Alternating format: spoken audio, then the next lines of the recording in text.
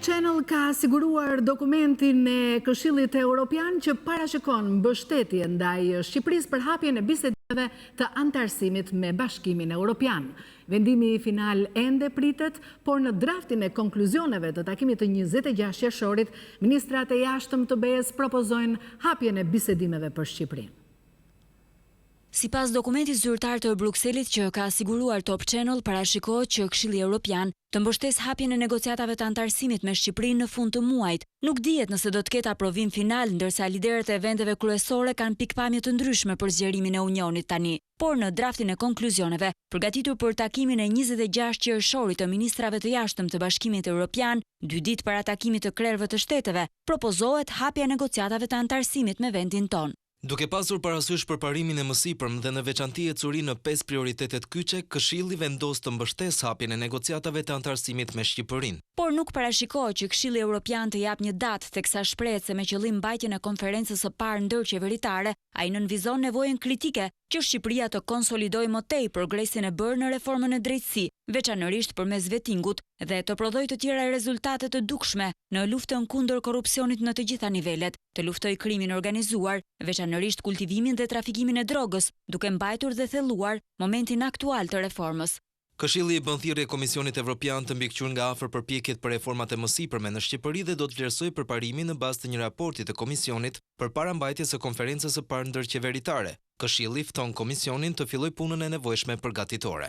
Në draft propozimin e formuluar para pak ditësh thuhet se Këshilli i kushton një rëndësi të veçantë çështjes së azil kërkuesve, ku i kërkohet Komisionit Evropian të sigurohet që Shqipëria të vazhdojë angazhimin në uljen e numrit të kërkesave për azil. Kërkohet zgjidhja e mosmarrveshjeve dypalshe dhe shmangja e deklaratave që ndikojnë negativisht në marrëdhëniet fqinjësore. Dhe teksa për Shqipërinë kërkohet edhe dialog konstruktiv qeveri-opozit, kjo nënvizohet si arritje pozitive vitit të fundit në Maqedoni, ku kriza politike quhet e tejkaluar dhe nxitën palët për zgjidhje finale të çështjes së emrit. Por Maqedonia ja ka dalë edhe kësaj. Vetëm pak ditë pas hartimit të këtij raporti, u firmos marrëveshja me Greqinë për emrin Maqedonia e Veriut, duke i dhënë më vlerë propozimit për hapjen e negociatave të antarësimit. Gjithsesi, duket se vendi i vetëm që mund të thotë jo është Franca, presidenti i së cilës Emmanuel Macron vazhdon ta quajë të parakohshëm zgjerimin. Ky është Top Channel. Shoqëria civile kërkoi sot për shpejtimin e vetingut për të shkarkuar gjyqtarët e korruptuar. Ata përmendën emrin e Shkëlzen Selimit si gjyqtarin mik të kriminalëve që mbylli çështjen e Gërdecit dhe të 21 janarit. Protesta është zhvilluar ndërsa vetingu ishte mbledhur për 2 njerëz të drejtësisë.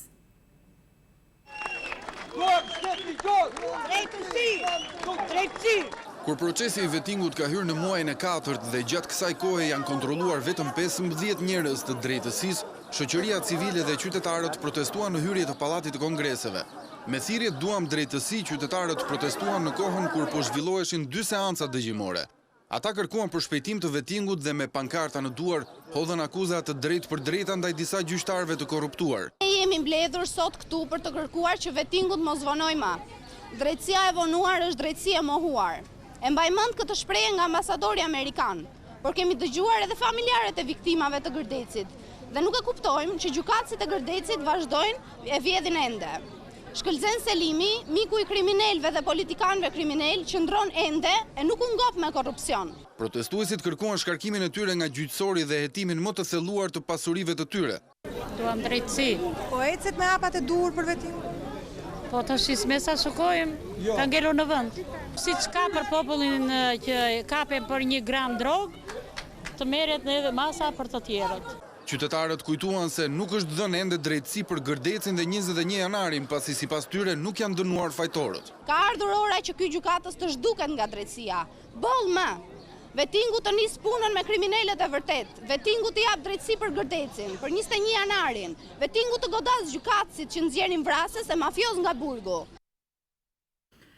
Vetingu rrëzoi sot prokurorin Gentian Trenova. Arsyet nuk janë dhënë ende, por gjatë seancës së parë të vetingut u tha se prokurori i dosjes së Aldo Bares kishte zvarritur e më pas mbyllur një hetim për kolegun e tij që akuzohej për korrupsion. Në veting doli edhe gjyqtari Ilir Toska, vendimi për të jepet nesër. Përfaqësuesi i shtetit në hetimin kundër bandës së lushnjëse të Aldo Bares, Gentian Trenova, u shkarkua nga detyra. Ai ishte së fundmi prokurori i apelit në Tiranë, por dhe antari i Këshillit të Emërimeve në Drejtësi. Trupa e vetingut nuk i zbardhi arsyet e këtij verdikti të parashikuar, përderisa në një seancë të mëparshme, karriera e Trenovës u sulmua dhe u komentua edhe nga një përfaqësues i ONM-s. Ndaj prokurorit të njohur gjithashtu edhe në qarqet e jurisprudencës për 4 botime, u hodhën pikpyetje mbi pushimin e 2 dosjeve, njëra për korrupsion dhe tjetra për pastrim parash. Rasti Trenovës është i pari kur KPK hyn deri në cilësinë e hetimeve, edhe pse komponentet e verifikimit janë të qartë, e kanë lidhje me pasurinë, aftësinë profesionale dhe figurën. Tashmë që shpresa e prokurorit është shkalla e dytë, avokati i tij hodhi hije dyshimin mbi standardet e vetingut. Ne mendojmë se jemi të paragjykuar në këtë proces. U paragjykuam që në seancën e kaluar ku u pa që nuk na u dha mundësia qoftë të shpreheshim, por edhe të pranohesh. Por largimi i Trenovës bën më të vështirë edhe funksionimin e një organizmi të ri të reformës, siç është KED, prej të cilës tashmë janë shkarkuar 2 antar, ndërsa një e tretë, Rovena Gashi, është e pezulluar nga detyra. Tani më KED ka mbetur me 6 antar dhe ajo nuk mund të shqyrtojë kandidaturat që synojnë gjykatën kushtetuese. Krahas kësaj situate, ritmet e vetingut duket se kanë vendosur si prioritet antarët që synojnë Këshillin e Lartë Gjyqësor dhe Këshillin e Lartë të Prokurorisë. Prej javësh po kontrollohen me prioritet vetëm këta kandidat, siç ishte edhe Ilir Toska, gjyqtar në gjykatën e apelit Tiranë. Ilir Toska është kandidat për në KLG dhe sipas gjyqtarëve të vetingut, ai justifikon pasuritë, sepse rezulton të jetë pronari vetëm një apartamenti në Tiranë. Por relatoria evidentoi një raport të DSIK që konkludonte se gjyqtari kishte lidhje të papërshtatshme, por shtoi gjyqtaria pas hetimit të thelluar, rezulton se ky raport është i pabazuar në prova. Unë kërkoj konfirmimin e detyrë, theksoi Ilir Toska, vendimi për të cilin shpallet më 21 qershor. Nga mënyra si u mbajt procesi, ishte i qartë se ai e kalon provimin e KPK-s. Prokuroria kërkoi sot nga një vit burg për deputetin Tom Doshi, Durim Bamin, jetuar si vrasës me pagesë, dhe ish deputetin Mark Froku. Ata u akuzuan për kallëzim të rrem për një atentat që do kryhen ndaj deputetit Doshi. Për shkak të gjykimit të shkurtuar, pretenca zbret në 8 muaj burg. Në fund do të jetë gjykata ajo që do të vendosë. 6 javë pas lirimit, ish deputeti Mark Froku rrezikon të kthehet sërish në burg, kësaj radhe për veprën penale të kallëzimit të rrem. Prokuroria e Tiranës dorëzoi në gjykat pretencën ndaj Mark Frokut, deputetit Tom Doshit dhe Durim Bamit, të treta akuzuar për kallëzim të rrem në lidhje me një atentat të supozuar ndaj Doshit. Për secilin nga të pandehurit, të cilët nuk u paraqitën vetë në gjykat, organi akuzës kërkoi dënimin me nga 1 vit burgim. Por duke qenë se gjyqtari i çështjes Bledar Abdullahi ka pranuar gjykimin e shkurtuar, automatikisht ulet 1/3 e masës së kërkuar dhe përfundimisht kërkesa e prokurorisë është me 8 muaj burgim për secilin.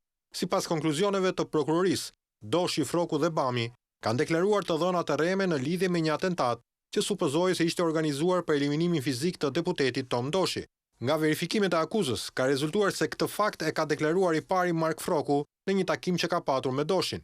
Madje ka qenë Froku që sipas prokurorisë ka prezantuar Tom Doshin me Durim Bamin, personi që duhet të kryente atentatin me porosi të ish kryetarit të parlamentit Ilir Meta.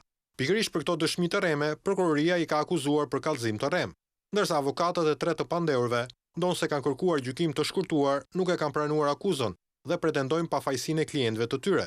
Gjykata i la 2 javë kohë avokatëve për të përgatitur mbrojtjen përpara se të shprehet me vendim përfundimtar.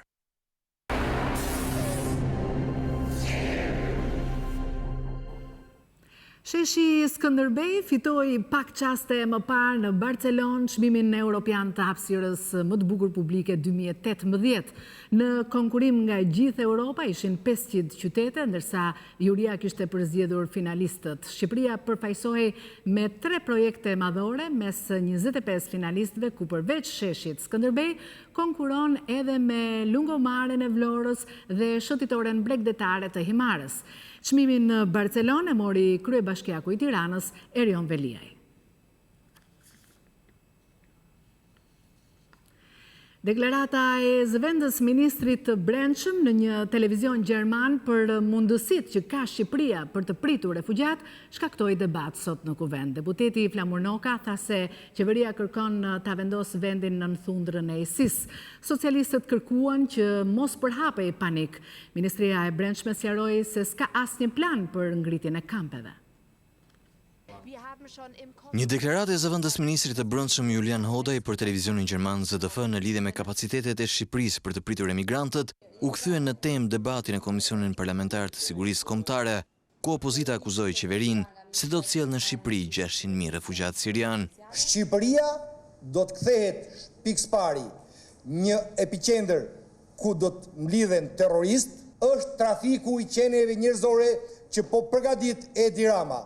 Në mënyrë absolute nuk duhet të krijojmë panik për situata të cilat nuk ekzistojnë, për situata ku Këshilli i Ministrave është shprehur qartë, qoftë edhe ambasadorët e Bashkimit Evropian, pasi në këtë mënyrë krijojmë një panik. Do të kesh mallti të shohësh shumicë shqiptarëve, se do të ketë shumica e qytetarëve shqiptarë do të jetë irakian, iranian, pakistanez, sirian, dhe shqiptarët do kthehen në pakic. Po të vika keq se themi ne që na vjen keq që të vinë këtu 600.000 refugjat nga vendet islamike. Vetëm për shqiptar nuk do të ketë vend për të jetuar më këtu. Këtu nuk bëhet fjalë që ka një situatë emergjente, këtu bëhet fjalë që neve të përgatitemi për kapacitetet që kemi. As kemi thënë që do të presim 600.000, por kemi thënë që kemi kapacitete dhe kjo tregon pikërisht se si vizionin që ka qeveria për të përmbushur detyrimet dhe standardet. Doni ta bëni edhe në thundrën e ISIS-it. Doni ta tjetërsoni edhe përbërjen e popullsisë, ta bëni që të flitet tu vetëm sirian, pakistanez dhe irakian. Mohimi i deputetëve të majorancës nuk ndali akuzat e demokratëve. Këtu po largohen 500.000 shqiptar dhe po vinë këta 600.000 sirian. Këtu po zëvendësohet populli i Skënderbeut me popullin e Sultan Mehmetit. Sa shpejt e harruam Shqipërinë tonë të viteve mbas viteve 90. Sa shpejt e harruam. Sa shpejt e harruam kampet që na hapi Italia për refugjatët tanë që vajtën në Itali. Sa shpejt e harruam sa keq na erdhi kur edhe atje kishte një pjesë të politikës që thoshte për ne terrorist. Pas këtij debati reagoi Ministria e Brendshme, e cila sqaroi se ndërtimi i kampeve për emigrant nuk është çështje në shqyrtim apo diskutim, pasi askush nuk e ka kërkuar apo ofruar një gjë të tillë.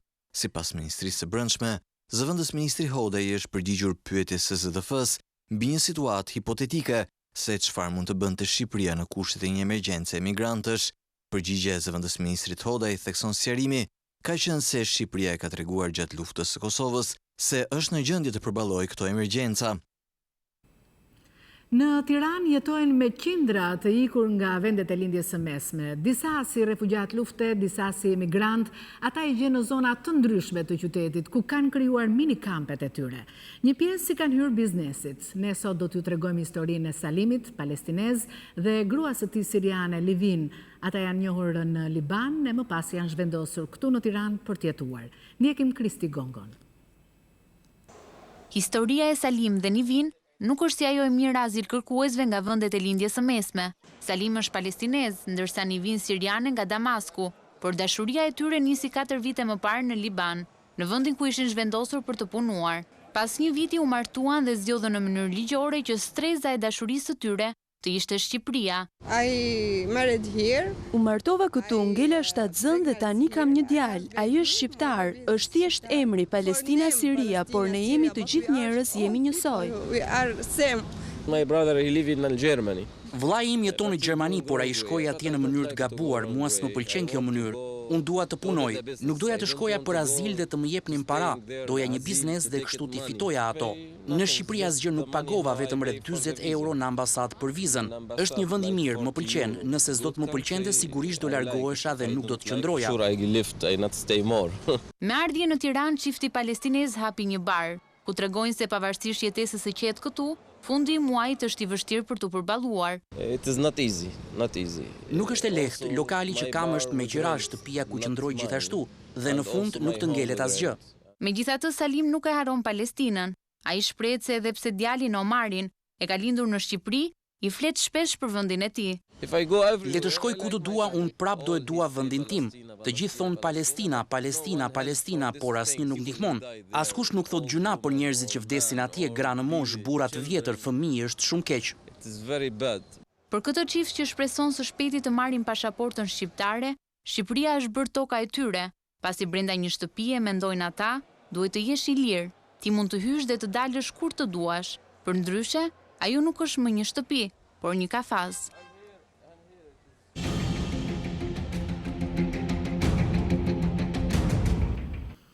Partia Demokratike denoncoi 4 deputetë të Partisë Socialiste që sipas saj kanë përfituar tendera në shumën e 78 milion eurove. Partia Demokratike akuzoi kryeministrin Edi Rama se 4 deputetë të Partisë Socialiste kanë përfituar tendera prej 78 milion eurosh. Ilir Beqaj është njeriu më i afërt i Edi Ramës. Në një tender, pa asnjë konkurrent, shoqëria e ish-ministrit që rënoi shëndetësinë u shpall fituese për 1 miliard e 362 milion lek, ose 1.1 milion euro, duke patur ofertë gati të njëjtë me vlerën e fondit limit, pa i kursyer pothuajse as 100 darkë buxhetit të shtetit. Prej kohës kur Edi Rama është kryeministër, Sadria Bazi ka fituar tendera me vlerë 34 milion euro nga parat publike. 2 deputetët e tjerë të Partisë Socialiste, Xhemal Qefalia dhe Pierin Ndreu, kanë përfituar secili përkatësisht tendera publik prej 8.1 dhe 7 milion euro. Për Partinë Demokratike, të tilla rekorde korruptive janë një nga pengesat e hapjes së negociatave me BE-n. Sot policia njoftoi kapjen e një gomoneje në plazhin e Darzezës në Fier dhe të një sasie prej 500 kg hashash në Karaburun. Plazhi i njohur në Fier është përmendur shpesh si një zonë ku nisen skafet. Ne shkuam atje për të parë se si policia e kontrollon. E gjithë zona ka vetëm një qendër policore me një efektiv. Pranë kësaj pike policore ishte sot shpëtim cane. Më pak e njohur se zonat e tjera famkeqe nga ku nisen gomonet e drogës, emri i Darzezës nisi të përmendej gjithnjëherë më shpesh në njoftimet policore pas vendosjes së moratoriumit. Mjeti lundrues më i fundit ishte ai që u gjet në breg mbrëmjen e së martës. Drejtuesit e gomonës 12 metra të gjatë shfrytzuan terrenin që favorizon prej vitesh trafikun edhe në këtë zonë të ndihmuar nga pylli i dendur që mbizotëron gjithë vijën bregdetare Pishporo Darzez Seman. Skafet ngarkohen në zonën mes Semanit dhe Darzezës. Ndjekja më e famshme në det ishte ajo e shtatorit të kaluar, kur policia arrestoi një skafist italian dhe një shqiptar dhe sekuestroi 1.2 ton hashash. Por pak vete din dhe me sa duket edhe vetë skafistët që në këtë zonë ekziston posta kufitare e Hoxharës. Kioska që ndodhet prapa me është e vetmja pikë kufitare që mbulon vijën bregdetare nga Grykderi e Lumit Vjos në Grykderi të Lumit Seman me një gjatësi prej 22 kilometrash. Posta çdo vit shtyhet me disa metra për shkak të erozionit. Aty qëndron vetëm një efektiv policie dhe një pajisje e ngjashme me radarët. Detyra e saj është të sinjalizojë raste si ai i mbrëmjes së të martës, kur gomonia u gjetë e braktisur në breg, por tepër vonë, natyrisht bosh dhe pa njerëz në bord. Në Koçul të Selenicës shumë banesa po shkatrohen. Tërmetet, por më së shumti shembjet e tokës, shkaqet e të cilave janë të shumta, i kanë bërë të pabanueshme disa prej tyre. Për më shumë ndjekim Mikel Marsi. Për të shkuar në fshatin Koçul nga qyteti i Vlorës të duhen 1 orë e 30 minuta, edhe pse nuk është më shumë se 30 kilometra larg. Rruga e shkatruar e vështirëson mbërritjen në këtë fshat me 150 shtëpi. Por rruga përballë dramës që të shfaqet në shtëpitë e fshatit duket të jetë problemi më i vogël. Një problem shqetësues është edhe rënimi i banesave. Janë gati 30 banesa të cilat janë dëmtuar totalisht dhe të pabanueshme. Sipas banorëve të zonës, kjo mund të ketë ardhur edhe nga tërmeti i kohëve të fundit, por dhe shfrytëzimi pa kriter i vendburimeve të naftës, ose dhe galeritë e minierës së Selenicës, pasi ky fshat ndodhet në afërsi të kësaj miniere. Ka ndodhur shkarje masive si punë vulkani. Edhe sot, deri për 24 orë, unë kam shkarjen tek shtëpia ime, tek porta ime dhe tek shtëpia, dhe e lë me mas. Dhe për 24 orë, a i 5-6 pon. 5-6 cm lëviz. Nga kjo ka humbur rruga që lidhe bashkin me fshatin, ka shkar, nuk funksionon më. Shtëpit ndryshoj nga dita në ditë dhe lëvizja e tërmeti që ishte sa do pak këtu krijoi që ran 5-6 shtëpi se ishin të gatshme. Shfrytëzimi jo racional i vendburimit ka krijuar problemet e tija. Ndaj këtu duhet një studim shkencor nga instituti. Koçuli shtrihet në një zonë të pasur me naftë si dhe pranë minierës së Selenicës.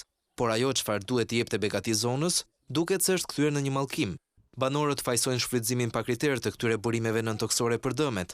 Nëse katastrofa nuk ndalet, thon ata, fshati rrezikon të fshihet nga harta. 37.000 maturantë në të gjithë vendin dhanë sot provimin me zgjedhje. Ndjekim shpresa me Zine. 6 ditë pas provimit të tretë të detyruar të maturës matematikës, rreth 37.000 maturantë dhe ish maturantë morën në dorë fatin e tyre për të testuar në lëndët e preferuara që kanë më së shumti orientim shoqëror. Për çfarë do testojeni sot? Biologji e thelluar. Anglisht. Pse i ke zgjedhur këto dy lëndë? Se këto janë më mirë. Matematik me zgjedhje anglisht. Është thjesht lëndë që janë më mirë nga të gjitha tjerat. Për qytetari dhe anglisht. Fizik anglisht. Qytetari anglisht. Por, ankthin e provimeve nuk e përjetojnë vetëm nxënësit. Më shumë të shqetësuar janë prindrit e tyre. Ata që pas hekurave të shkollës e ndjejnë më shumë frikën për drejtimin që do të marrë e ardhmja e fëmijëve të tyre. Kë po prisni? Vajzën, ka dhënë anglishtën dhe qytetarin, me zgjedhja. Jeni emocionuar si po e prisni? Me padurim. Çfarë provimi ka dhënë sot? Ekonomi avans dhe anglishta. Pas 3 orësh, maturantët dolën nga klasat. Disa në merak për përgjigjet që kanë dhënë, pjesa tjetër të qetë, pasi e dinin mirë zgjedhjen që kishin bërë. Rëndësi ka që të marrë 10, pikët nuk kam problem. Për çfarë do studiosh? Mjeksi. Për ekonomi dhe anglisht. Për anglishtën avancuar, pra niveli B2 dhe qytetarin. Cili ishte më i vështirë? Mendoj që qytetaria.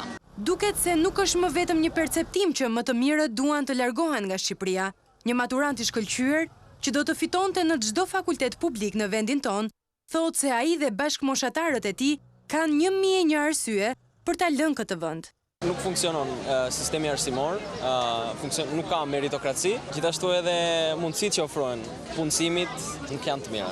Kurse jashtë shtetit jepet mundësia kudo. Dhe në ankthin e provimeve nuk janë vetëm maturantët, por edhe studentët që po mbyllin një vit akademik. Sezoni shoqërohet me stres dhe ndjenjë paniku, por çfarë sugjerojnë psikologët? Ndjekim Juli Ristanin. Sezoni i provimeve shoqërohet me stres. Klasat e 9-ta, vitet e 3-ta dhe studentët janë në ankthin e provimeve. Por si po e menaxhojnë ata situatën? Kur kam për të mësuar, ja vës kafe, sa më shumë dhe... Sa arrini të konsumoni në sezon provimesh? Zakonisht nga ato janë nga ato kafet e mëdhaja dhe pim 2-3. Nuk jam propjeve energjike, është më mirë të mësosh dhe të bësh orare pauza pushimit të gjata. Mirë fare, menaxhoj, s'kemi strese. Mundon të marr sa më me qetësi, gjithmonë filloj të mësoj pak më përpara se sa dalë për ditën e fundit edhe kam më shumë kohë të mësoj. Kafe pi energjike ndërkohë të shoqërojnë gjatë sezonit? Ndoshta po, kafe nuk e konsumoj. Gjumi është gjëja më e mirë, mjafton të flesh edhe nuk ke pse të kesh stres. Fundja kur ke mësuar ke vetë besim. Pjetë energjike e pi gjithë vitin, kështu që nuk ndryshon asnjë gjë. Kafe. Duke lexuar, studiuar, pastaj duke dalë nga liçeni të qetësohesh. Shkoj dhe në natë për të harxuar energjitë. Ndërkohë kafe pi energjike? Patjetër. Gjatë provimeve shtohet ankthi apo ndjenja e panikut. Truri prodhon lëndë kimike të tilla si më tepër serotonin dhe mund të bëjë që niveli i energjisë të jetë më i rritur. Nxënësit apo studentët mund të mendojnë që do ju rrisi përqendrimin, përdorimi i tepërt i kafeve apo i lëndëve energjike, por në fakt ai ndikon negativisht në nënvimin e procesit të mësuarit dhe mund ta dëmtojë atë. Por çfarë sugjerojnë në këto kushte psikologët? Gjatë periudhës së sezonit të provimeve, studentët të krijojnë rutina të shëndetshme, si të ushqimit, të gjumit, të vrap nga liçeni, notë, palestër, janë aktivitete që do ta relaksojnë trurin e tyre, do të çlirojnë më shumë oksigjen dhe ata do të jenë më të prirur për të mësuar apo për të qenë të përqendruar në aktivitetet që zhvillojnë.